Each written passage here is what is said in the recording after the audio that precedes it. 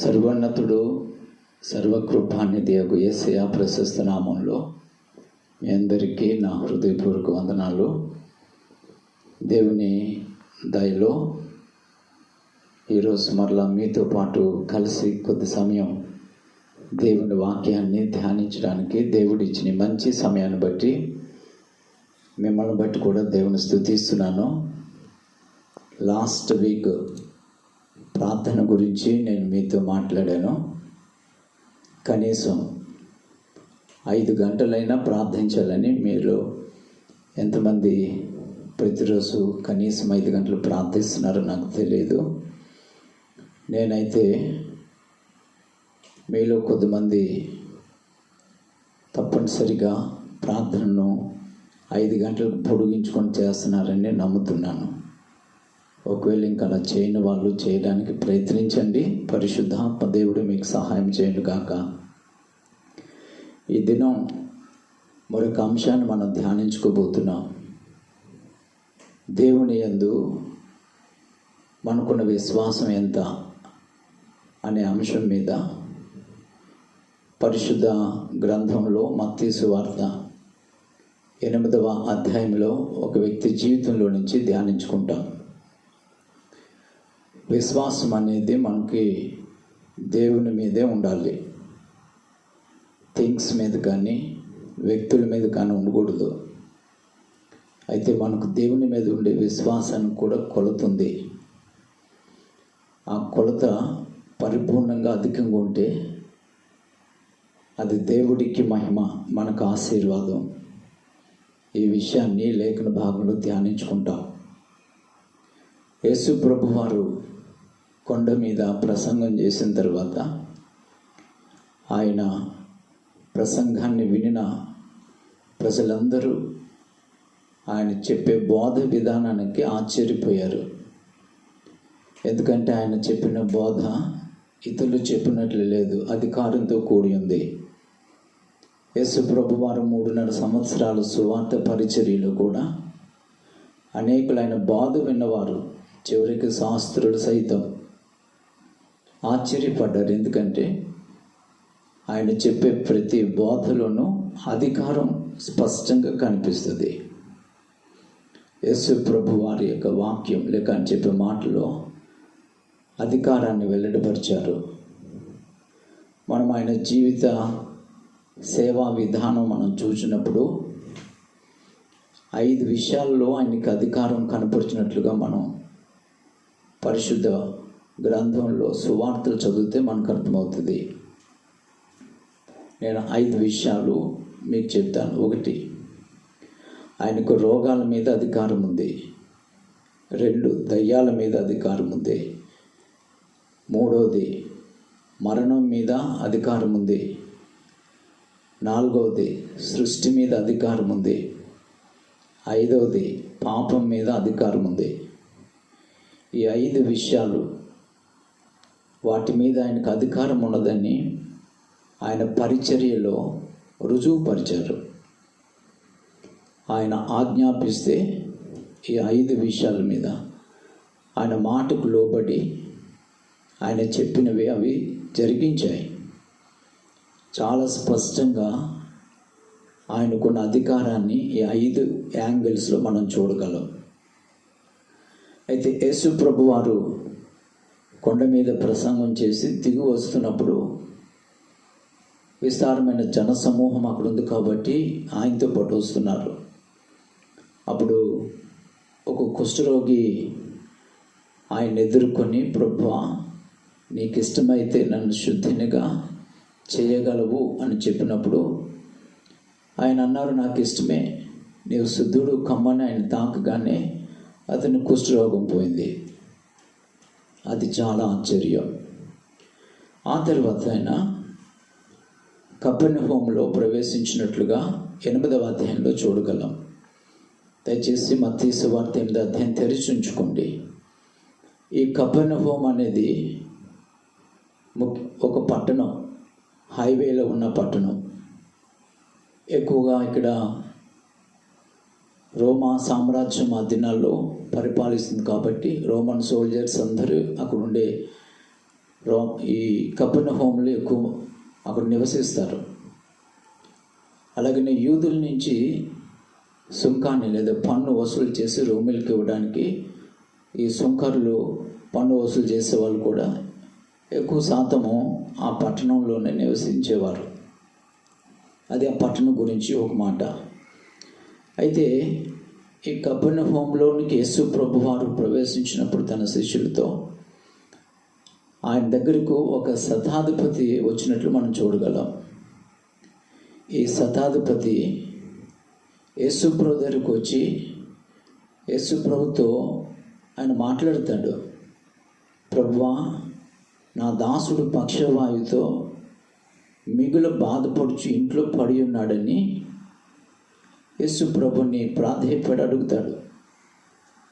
అంటే ఈ శతాధిపతి రోమేయుడు, అంటే అన్యుడు అని మనం గ్రహించగలం. ఇతని గురించి ఇక్కడ అంత ఎక్కువ లేదు, కానీ వైద్యుడు లూకా గారు తన సువార్తలు రాసినప్పుడు కొంచెం ఎక్కువ మాటలు ఇతని గురించి రాసుకొచ్చాడు. 7వ అధ్యాయం లూకా సువార్తలో మొదటి 4 వచనాలు చూస్తే మనకు అర్థమవుతుంది. ఆయన చాలా మంచివాడుగా మనం అందులో చూడగలం. ఈ యూదులకు వాళ్ళని ప్రేమించి వాళ్ళ దేవుణ్ణి ఆరాధించడానికి సమాజ మందిరాన్ని ఈయన కట్టించినట్లుగా అక్కడ లూకా గారు తెలియజేశారు. అంటే ఈయనకి మంచి సాక్ష్యం ఉందన్నమాట. అందుకని కొంతమంది యూదులని పెద్దలు వచ్చి యేసు ప్రభు గారిని అతడు మేలు పొందడానికి యోగ్యుడని యేసయ్య దగ్గర చెప్పినట్లుగా వైద్యుడు లూకా గారు అందులో రాసుకొచ్చారు.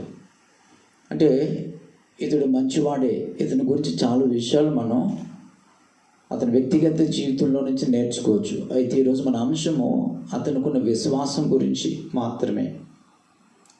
ఇక్కడ యేసయ్య దగ్గరకు వచ్చి అతని దాసుడు పక్షవాయువుతో తన ఇంటి పడిన విషయాన్ని చెప్పినప్పుడు యేసయ్య ప్రభు అంటారు వెంటనే, నేను వచ్చి వాడిని స్వస్థపరుస్తానని చెప్పారు. వెంటనే మనమైతే సంతోషిస్తాం. యేసు ప్రభు వారే నేను ఇంటికి వస్తానంటే రావద్దని ఎవరాను. వెంటనే మనం ఆయన తీసుకుని వెళ్తాం. అది చాలా గ్రేట్గా కూడా ఫీల్ అవుతాం. కానీ ఈ శతాధిపతి యేసు ప్రభు నేను ఇంటికి వచ్చి నీ దాసును బాగు చేస్తానంటే అతడు మాట్లాడిన మాట విధానం ఆశ్చర్యం అన్నమాట. ఆయన మాట్లాడిన మాట యేసును సైతం ఆశ్చర్యపరిచింది. అసలైనదంతా ఆ మాటలోనే మనకు కనిపిస్తుంది. యేసు ప్రభు దగ్గర తనకున్న విశ్వాసము ఎంత గొప్పదనేది. అతడు వెంటనే అంటున్నాడు, నీవు నా ఇంట్లోనికి వచ్చుటకు నేను పాత్రను కాను, నీవు మాట మాత్రం సెలవిము, అప్పుడు నా దాసుడు స్వస్థపరచబడును అని అంటూ, నేను కూడా అధికారానికి లోబడిన వాడును, నా చేతి క్రింద సైనికులు ఉన్నారు, నేను ఒకరిని పొమ్మంటే పోతాడు, ఒకరిని రమ్మంటే వస్తాడు, ఈ దాసుని పని చేయంటే చేస్తాడు. ఎప్పుడైతే యేసు ప్రభు వారి దగ్గర ఈ మాట అతడు చెప్పాడో ఆయనకు ఆశ్చర్యం అనిపించింది. వెంటనే తన శిష్యుల వాళ్ళని కలయి చూసి, ఇశ్రాయేల్లో ఇంత నమ్మకం ఉన్నవాడిని నేను కనుగొనలేదన్నాడు. అంటే ఆ ఒక్క మాటలో అతనిలోని విశ్వాసము ఎంత గొప్పదో యేసు ప్రభు వారికి అర్థమైంది. అంటే he has a great faith. అతడు గొప్ప విశ్వాసాన్ని యేసయ్య మీద కలిగి ఉన్నాడు అని అర్థమవుతుంది. ప్రియులారా, ఇక్కడ ఒక విషయం మనం గమనించాలి. ఆయన అన్న మాటలో ఇంత విశ్వాసం ఉందా అనే ఆశ్చర్యపరిచే మాట ఒకటే ఒక మాట, నీవు మాట మాత్రము సెలవిస్తే చాలు, నా దాసుడు బాగుపడతాడు. అంటే యేసు ప్రభు వారి గురించి అతడు విన్నది కొంచెమే, కానీ ఆ కొంచెం విన్న మాటలను బట్టి యేసు ప్రభు మీద చాలా విశ్వాసాన్ని పెంచుకున్నాడు. అందుకే అతడు వెలువడిపరిచిన అంటే అతడు తెలియచేసిన మాటలు మనకు అర్థమవుతుంది. శతాధిపతి అనేసరికి తన దగ్గర 100 మంది సైనికులు ఉంటారని మీకు తెలుసు. ఈ 100 మంది సైనికులు కూడా తన మాట ఏది చెప్తే అది చేస్తారు. అదే అతడు చెప్పిన మాట. సో అలాగా అంటే నాకు అధికారం ఉంది, నా దగ్గర ఉన్న వాళ్ళు నేనేం చెప్తే చేస్తారు. అలాగే యేసయ్య నువ్వు ఒక మాట సెలవిస్తే అంటే నీకు అధికారం ఉంది అని అతడు వ్యక్తపరిచాడు. అంటే యేసు ప్రభు వారికి అధికారం ఉంది అనే విషయం దానికి అర్థమైంది. అతడు విన్నది కొంచెమైనప్పటికీ అప్పటికి యేసు ప్రభు మత్తయి గారు తెలియజేసిన లేదా రాసిన పుస్తకాన్ని బట్టి మనం చూస్తే కొండ మీద ప్రసంగం చేసింది ఫస్ట్ టైము, దిగు వచ్చినప్పుడు దారిలో కుష్ఠరోగిని బాగు చేశారు అంతే. ఈ మత్తయి సువార్త ప్రకారం ఒక సంఘటన యేసు ప్రభు చేసింది విన్నాడు, ఆయన గురించి విన్నాడు. అంటే దీన్ని బట్టి ఆలోచించండి, చాలా తక్కువే యేసు గురించి విన్నాడు. విన్నది కొంచెమైనప్పటికీ యేసు మీద పరిపూర్ణ విశ్వాసం ఉంచగలిగాడు. ఎందుకంటే ఆయనకు అధికారం ఉంది. అంటే తన మాటలో అధికారం ఉంది. తన మాట ఏదంటే అది జరుగుతుందనే పరిపూర్ణ నమ్మిక శతాధిపతి జీవితంలో మనం చూడగలం. ప్రియులరా, ఈ మాట వింటున్న మీరు ఈ విషయాన్ని గ్రహించాలి.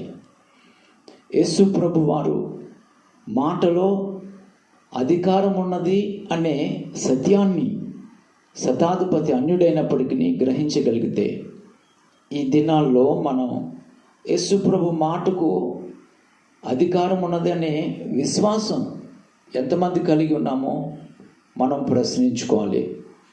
ఆయన మాట సెలవిస్తే చాలు, ఏదైనా జరుగుతుంది. ఆయన దేవుడు, ఆయన ప్రభువు అని మనకు తెలుసు. ఆయనే సార్వభౌమాధికారం కలిగిన వాడు, ఆయనే సమస్తాన్ని కలుగు చేసిన దేవుడు. ఆయన మాటతోనే ఈ సృష్టి అంతటినీ చేసినట్లు మనం కొన్ని సంవత్సరాల నుంచి వింటున్నాం. కానీ మనకి అతనుకున్నంత విశ్వాసం ఉన్నదా మన హృదయంలో? ప్రియులరా, చాలా విచారం. కొంతమంది ఈ మెటీరియల్ థింగ్స్ మీద నమ్మకం కలిగి ఉంటారు, కానీ దేవుని మాట మీద, దేవుని మీద నమ్మకం కలిగి ఉండరు. కొంతమంది మనుషుల మీద నమ్మకం పెట్టుకుంటారు. దావీదు జీవితంలోంచి ఎన్నో అనుభవాన్ని నేర్చుకోవచ్చు. మనుషుల సహాయం వ్యర్థమంటాడు. మనుషులు నమ్ముట కంటే యెహోవాను ఆశ్రయించుట నమ్ముకుంటే మేలని చెప్తాడు. ఇవన్నీ వాక్యాలు మనం చదువుతాం, వింటాం. అయినా సరే మన నమ్మిక కేవలము ఈ లోక మనుషుల మీదే. ప్రియులరా, మన జీవితంలో కష్టాలు ఏర్పడినప్పుడు, రోగాలు వచ్చినప్పుడు, ఆర్థిక ఇబ్బందులు వచ్చినప్పుడు, సమస్యలు వచ్చినప్పుడు, మన జీవితంలో ఎదురయ్యే ఏ సమస్యకైనా, ఏ కష్టానికైనా దేవుని మాటకు శక్తి ఉంది, దాన్ని అధిగమించగలము అనే దృఢమైన నమ్మకము యేసు ప్రభు యందు విశ్వాసం ఉన్నామని చెప్పుకుంటున్న మన జీవితాల్లో ఎంతవరకు దాన్ని మనం కనపరుచుకోగలుగుతున్నామో దేవుడు మన హృదయాన్ని చూచుచున్నాడు. ఒక్క మాటతోనే ఈ శతాధిపతి ఆయన ఏది చెప్పినా జరుగుతుందనే విశ్వాసానికి వచ్చినప్పుడు మనము అతని కంటే అధికంగా యేసుని గురించి విన్న మనుషులం, చదువుతున్న ఆయన వాక్యం చదువుతున్న మనుషులం. ఇప్పుడు మన హృదయంలో శతాధిపతికి ఉన్న ఈ గొప్ప విశ్వాసం మనము కలిగి ఉన్నామా? ఎవరికి వాళ్ళే ఈ ప్రశ్న వేసుకోవాలి. కనుక ప్రియులరా, అంటే మాట చెప్తే, అంటే ఇక్కడుండి మాట చెప్తే తన ఎక్కడో ఉన్న తన ఇంటిలోని వ్యక్తి స్వస్థత పొందుట అనేది ఆశ్చర్యం. అది అంటే ఈ మాట యేసు నోటిలో నుంచి ఏ మాట వచ్చినా, సరే అన్న మాట వచ్చినా, సరే వెళ్ళు అనే మాట వచ్చినా, ఇంక ఏమొచ్చినా యేసు ప్రభు నోట్లోంచి ఏదో ఒక మాట రావాలంతే.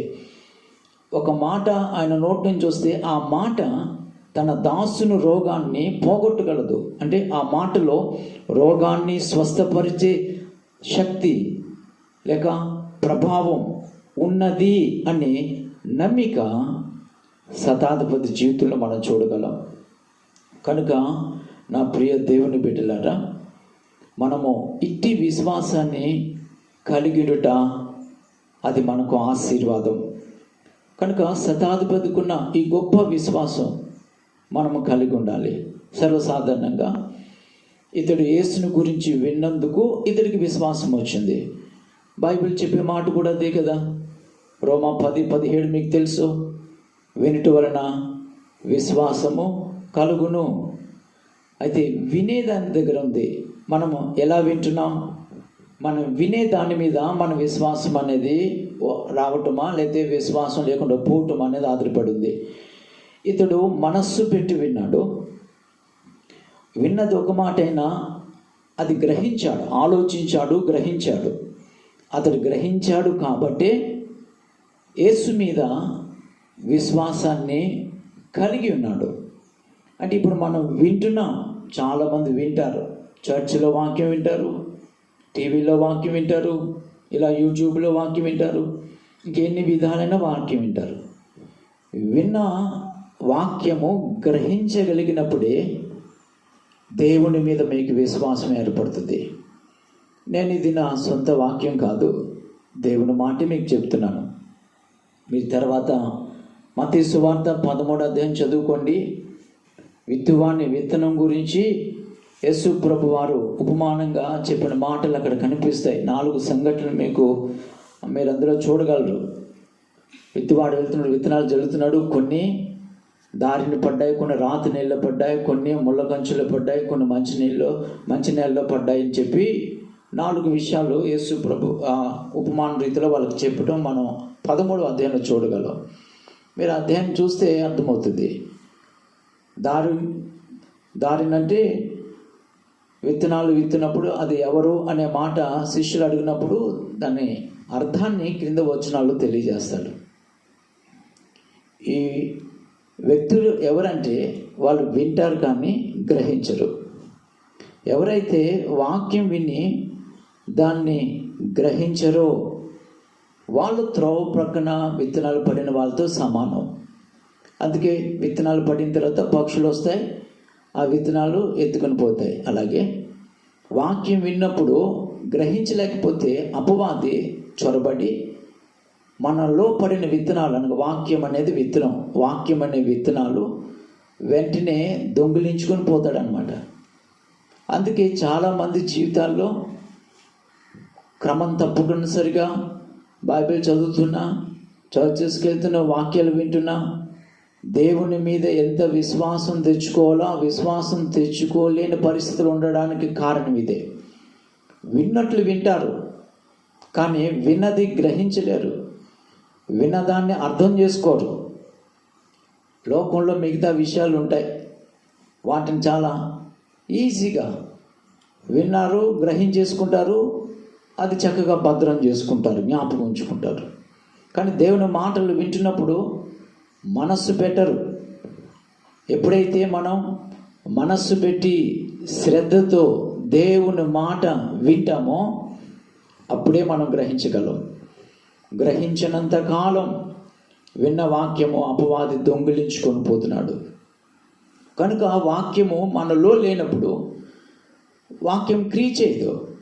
విశ్వాసం ఎలా వస్తుంది? వాక్యానికి శక్తి ఉంది. వాక్యము బలమగలది అని చెప్పాను, వాక్యము సజీవమైనది అని చెప్పాను, బైబిల్లో మాట లాస్ట్ టైం చెప్పాను.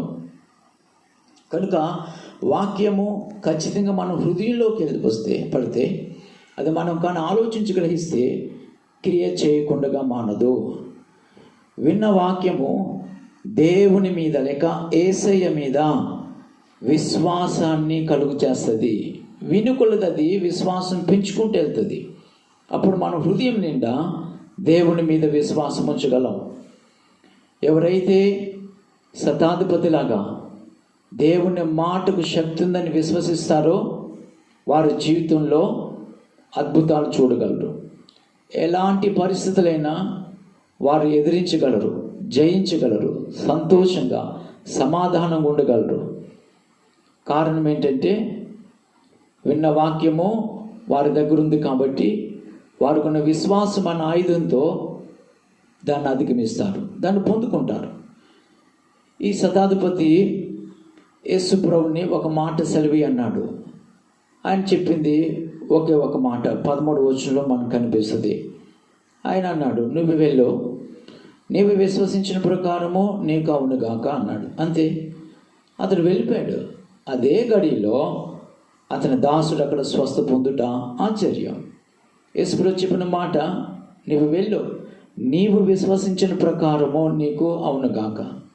అంటే అతడు ఏది విశ్వసించాడో, ఆయన మాట స్వస్థపరచగలదు నా ఇంటున్న దాసునని అతడు ఏదైతే విశ్వసించాడు అనుకొని అలాగే దేవుని కార్యం జరిగింది. కనుక ప్రియులారా, అతని ఇంటున్న దాసుని యేసు మాట స్వస్థపరిచింది. చాలా జాగ్రత్తగా గమనించాలి. అంటే శతాధిపతికి ఆయన మాట మీద విశ్వాసం ఉంది, అందుకే నువ్వు మాట చెప్పు చాలు అన్నాడు.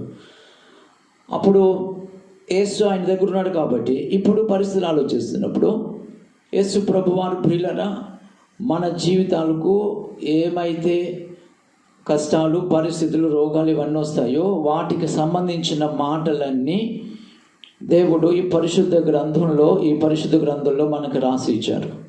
ఇప్పుడు మరలా మనం క్రొత్తగా శతాధిపతులుగా నాకు మాట ఈ ప్రభా అని చెప్పవలసిన పని లేదు. కష్టం వచ్చినప్పుడు కష్టానికి సంబంధించిన ఆయన మాటలు ఉన్నాయి, దుఃఖం వచ్చినప్పుడు దుఃఖానికి సంబంధించిన మాటలు ఉన్నాయి, భయపడినప్పుడు ధైర్యపరిచే మాటలు ఉన్నాయి, ఆకలితో ఉన్నప్పుడు దానికి సంబంధించిన మాటలు ఉన్నాయి, దప్పికి వచ్చినప్పుడు దానికి సంబంధించిన మాటలు ఉన్నాయి, రోగాలు వచ్చినప్పుడు దానికి సంబంధించిన మాటలు ఉన్నాయి. ఇలా ఒక మనిషి సగటుకు ఏవేవైతే ఎదుర్కొంటాడో భూమి మీద మనుషులందరూ, వాళ్ళకి సంబంధించిన మాటలన్నీ ఇందులో ఉన్నాయి. వాటినే వాగ్దానాలు అంటాం. దేవుడు ఇచ్చిన మాటను వాగ్దానం అంటాం.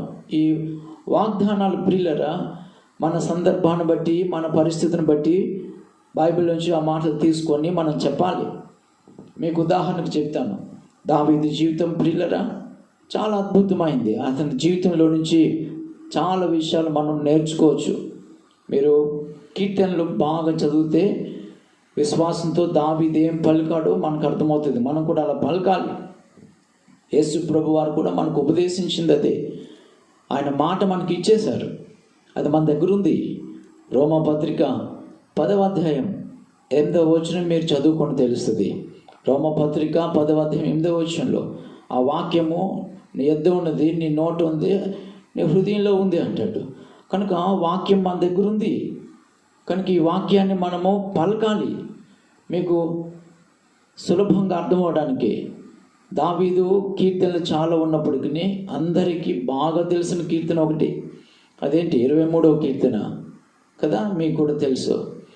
సరే, 23వ కీర్తనలో దావీదు అంటున్న మాట, యెహోవా నా కాపరి, నాకు లేమి కలుగదు, పచ్చిక గల చోట్ల ఆయన నన్ను పరుండ చేయుచున్నాడు. ప్రియులారా, దావీదు విశ్వాసంతో పలుకుతున్నాడు, దేవా నీవు నాకు కాపరివి కనుక నాకు లేమనేది ఉండదు. దావీదు జీవితంలో ఎన్నో కష్టాలు ఎదుర్కొన్నాడు, ఎన్నో శ్రమలు ఎదుర్కొన్నాడు, ఎన్నో బాధలు పడ్డాడు, ఆకలి లేమొచ్చింది. అయినా సరే అతడు ఏం జంకలేదు. అది అంటున్నాడు, నీవు నాకు కాపరు కాబట్టి నాకు లేమనేది ఉండదు. విశ్వాసంతో పలుకుతున్నాడు. అంతేకాదు, పచ్చికున్న చోట్ల నువ్వు నన్ను పరుండ చేస్తున్నావు అన్నాడు. శాంతికరమైన జనములు నన్ను నడిపించుచున్నావు. ఎంత కాన్ఫిడెంట్గా మాటలు పలికాడు. నా ప్రియ దేవుని బిడ్డలారా, మనం అలా పలకాలి. ఇప్పుడు ప్రస్తుతం ఈ లాక్డౌన్ టైంలో కాబట్టి బయట చూస్తే భయంకరం రోగం, దానికి సంబంధించిన వాగ్దానాలు దేవుడు మనకి ఇచ్చారు. 91వ కీర్తన 10వ చరణం మనకు తెలుసు, ఏ తెగులు నీ గుడారంను సమీపించదని. కనుక ప్రియులరా, ఏ అపాయం నీ ఎదుకు రాదు. ఆ కీర్తన చాలా అద్భుతమైనది. మీరు రోజు దాన్ని ధ్యానించండి. దేవుడిచ్చిన వాగ్దానమును బట్టి ఆ వాక్యం మనం ఎత్తిపెట్టి ఆ మాట మనం పలకగలగాలి. యేసు ప్రభు శిష్యులకు చెప్పిన మాట విశ్వాసం గురించి నేర్పిస్తూ, మీరు ఆ పర్వతంతో మీరు ఆజ్ఞాపించి చెప్తే అది లేచి సముద్రంలో పడంటే పడుతుంది అన్నాడు. అవును, కనుక మనం మాట్లాడగా చెప్పాలి, దేవుడు మనలో ఉన్నాడు. ఇదే అధికారం కలిగిన యేసు మనలో నివసించుచున్నాడు. మీరు యేసు ప్రభువుని స్వంత రక్షకునిగా అంగీకరిస్తే అనుమానం లేదా, ఆయన మీలో నివసించుచున్నారు. కనుక మీరు ఆయన కలిగిన ప్రజలు, తన ఆత్మ మీలో ఉన్నారు కనుక మీరు దేవుణ్ణి కలిగిన ప్రజలు. ఈ విషయాన్ని గుర్తుంచుకోండి. మీరు దేవుణ్ణి కలిగిన ప్రజలు. మీరు ఎక్కడున్నా ఆయన మీలో ఉన్నారు. 24 hours 365 days ఆయన నిన్ను వీడువారు, ఎడబారి నీలోనూ ఉన్నారు. కనుక నీవు ఎక్కడైనా ఆయన కలిగి ఉన్నట్లే, ఎప్పుడైనా ఎలాంటి పరిస్థితుల్లో ఆయన నీతో ఉన్నారు కాబట్టి ఆయన నీకు ఇచ్చిన మాటను నువ్వు ఎదుర్కొన్న ఆ పరిస్థితిని బట్టి నువ్వు పలకాలి. నువ్వు ఎప్పుడైతే ఆ విషయాన్ని నువ్వు నోటితో పలుకుతావో దేవుడు కార్యము జరిగిస్తాడు. కనుక ప్రియులరా, తెగులు రాకుండా ఉండాలంటే ఆ వాక్యం చెప్పాలి. 34వ కీర్తన 10వ చరణంలో కూడా, ఒకవేళ తర్వాత కరువు, ఆకలి పరిస్థితులు, లాక్డౌన్ కాబట్టి కొంతమందికి పనులు లేవు, ఇంట్లో ఉన్నారు, చాలా కష్టంగా ఉండొచ్చు. కొంతమంది ఎవాంజలిస్టులు, పాపం కొంతమంది దైవజనులకు చాలా కష్టమే ఇలాంటి పరిస్థితులు. లాక్డౌన్ టైంలో చర్చెస్ లేవు, కూలి పని చేసుకున్న వాళ్ళకి, వ్యాపారం చేసుకున్న కొద్దిమంది మనుషులకు చాలా కష్టమైన పరిస్థితులు. కనుక అన్యజనులు భయపడినట్లు మనం భయపడవలసిన పని లేదు. ఇలాంటి పరిస్థితులలో మనకున్న వాక్యాన్ని మనం చెప్పాలి. 34వ కీర్తన 10వ చరణం మీకు తెలుసు. సింహపు పిల్లలైనా ఆకలిగా ఉంటాయి, అసలు వాటికి ఆకలి ఉండదు, కానీ వాటికైనా కలిమ వచ్చి ఒకవేళ వాటికి ఆకలి అనిపించవచ్చు, కానీ యెహోవాను ఆశ్రయించి వారికి ఏ మేలు కొదువై ఉండదని చెప్పే ఆ వాక్యం ఉంది. సింహపు పిల్లలైనా లేమి గలవై ఆకలికుంటాయి, వాటికైనా లేమొచ్చి ఆకలి వస్తుందేమో, కానీ యెహోవాను ఆశ్రయించిన వారికి ఏ మేలు కొదువై ఉండదు. ప్రియులరా, ఈ వాక్యం మన దగ్గర ఉంది. ఈ వాక్యం మన నోట ఉండాలి, మనం పలకాలి. కనుక ప్రియులరా, మనం ఎప్పుడైతే ఈ మాట ప్రభు ఇచ్చిందని గ్రహిస్తామో, శతాధిపతులు విశ్వసిస్తామో, ఈ మాట మనం పలికినప్పుడు మనకి లేమనేది ఉండదు, పస్తు అనేది ఉండదు. ఆయన చాలా విషయాలు ఆహారం గురించి కూడా చెప్పారు. ఆయన మారణ దేవుడు. ప్రియులరా, మంచి గోధుమలతో నేను నిన్ను తృప్తిపరుస్తానని చెప్పి ఆయన వాగ్దానం ఇచ్చారు. ఆయన వాక్యం నమ్మదగినది కదా. కనుక మనము నమ్మి పలకాలి. శ్రమలో మనకు ఆయన తోడుకున్నాడు. ప్రతి విషయం కూడా మనము దావీదు వలె పలికినప్పుడు, అంటే మనము ఆయన మాటలు పలకాలి. చాలా జాగ్రత్తగా గమనించాలి. మీరు ఏదేదో ప్రార్థన చేయటం గురించి నేను మాట్లాడట్లేదు. మీ సమస్య, మీ కష్టానికి సంబంధించిన వాక్యము దేవుడిచ్చింది, పరిశుద్ధ గ్రంథంలో ఉంది, దాన్ని పలకాలి. ఆ మాటను మనం పలికినప్పుడు విశ్వాసంతో మనం పలికిన ఆ మాట దేవుని మాట, ఆ మాట మనం ఏది పలికామో విశ్వసించి అది మన పట్ల క్రియ చేస్తుంది. యేసయ్య పలికిన మాట శతాధిపతి పలికితే అతని ఇంటిలోకి వెళ్ళి ఆ మాట వెళ్ళి అక్కడ క్రియ చేసింది, అదే సమయంలో క్రియ చేసింది. ఈ శతాధిపతి ఇంటికి వెళ్ళేసరికి అతడు స్వస్థత పొంది ఉండుట ఆశ్చర్యం. కనుక నీ నోటిలో నుంచి మాట పలుకుతుంది చాలు. అందుకే ఇశ్రాయేలు ప్రజలను నడిపించుచున్న ఆ బాధ్యత అప్పగించినప్పుడు దేవుడు యెహోషువకు ఆ మాట తెలియజేశారు. దయచేసి నేను ఆ మాట చదవడానికి ఇష్టపడుతున్నాను. యెహోషువ గ్రంథం 1వ అధ్యాయంలో దేవుడు, ప్రియులరా, మోషే మరణించిన తర్వాత ఈ బాధ్యతలు అనగా ఇశ్రాయేలు నడిపించు కనాను తీసుకెళ్తున్న బాధ్యత యెహోషువకు అప్పగించినప్పుడు దేవుడు చాలా విషయాలు మాట్లాడతారు. నేను నీకు తోడైనాను, మోషేకి ఎలా తోడైనానో నీకు కూడా అలా తోడైనాను, నిన్ను విడువను, ఎడబాయను, నిబ్బరం కలిగి ధైర్యంగా ఉండు అని కొన్ని విషయాలు మాట్లాడుతూ 8వ వచనంలో ఆయన చెప్పిన మాట నేను చదువుతున్నాను.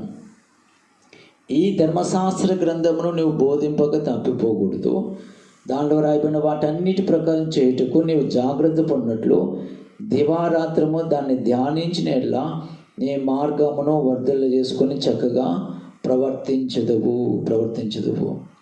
పై వచనం కూడా చూడండి. పై వచనం కూడా, నీవు నడుచు ప్రతి మార్గమును చక్కగా ప్రవర్తించినట్లు నీవు దానిని కుడికి కానీ ఎడమకు కానీ తొలగిపోకూడదు. ఈ 2 వచనాలు చూస్తే ఇంగ్లీష్ బైబిల్లో ఒక మంచి మాట ఉంటుంది, అక్కడ ఉపయోగించిన మాట. ఈ మాట అంటే మోషేకి దేవుడు ఇచ్చిన ధర్మశాస్త్రము, దేవుని మాటలవి. నీ నోటి నుంచి బయటికి తొలగిపోకూడదు, అది ఎప్పుడు నీ నోటిలో ఉండాలి, నీ నోరు దాన్ని పలకాలి అని చెప్పి యెహోషువకు దేవుడు చెప్పాడు.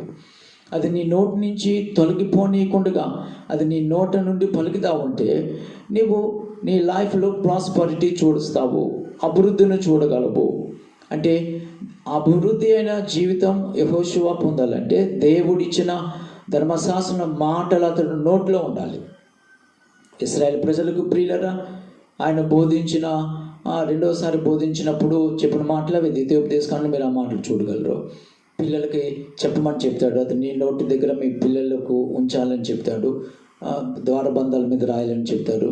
కనుక ఈ విషయాలను మనం ఆలోచించినప్పుడు దేవుని మాటకు శక్తి ఉంది అని గ్రహిస్తే, మీరు విశ్వసిస్తే, మీరు ఏ కార్యము మీరు దేవుని దగ్గర నుంచి పొందాలనుకుంటున్నారో, అది స్వస్థత అయినా, అద్భుతమైన ఆహారమైన, ధనమైన, ఏదైనప్పుడు జయమైన, సంతోషమైన, ఏది నివాసించవో అది దేవుడు చేస్తాడు.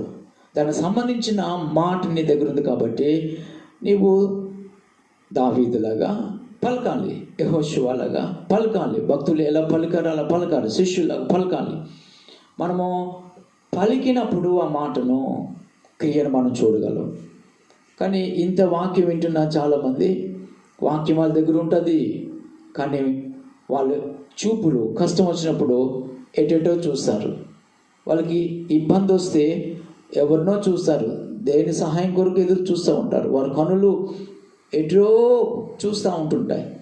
అయ్యో ఎంత విచారం అండి!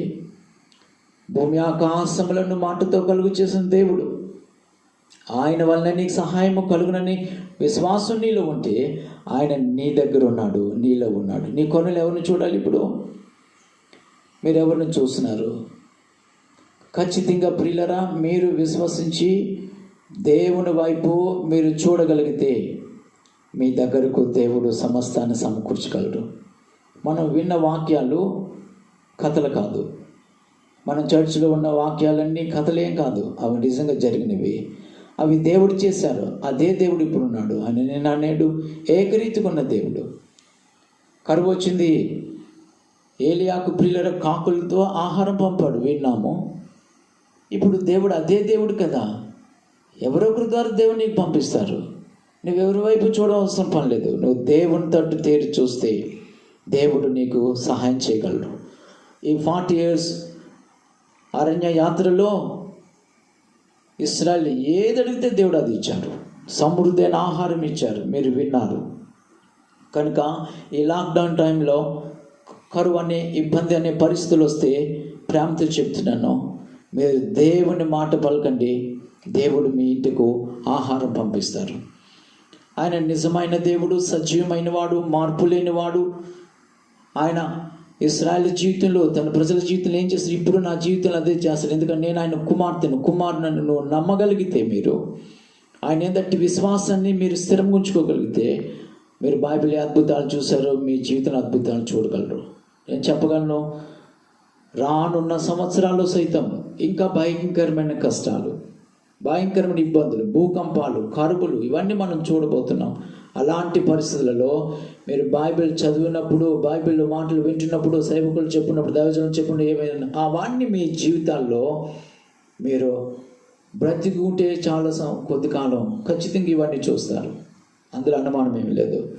అప్పుడు మన దేవుడు ప్రియులరా ఎంత గొప్పవాడు, ఇతరులు చూచి ఆశ్చర్యపోతారు. తద్వారా అనేకులు యేసుప్రభువును విశ్వసిస్తారు. ఇవి రానున్న దినాల్లో దేవుడు చేయబోతున్నారు. కనుక నేను ఈ మాట చెప్పి ముగించడానికి ఇష్టపడుతున్నాను.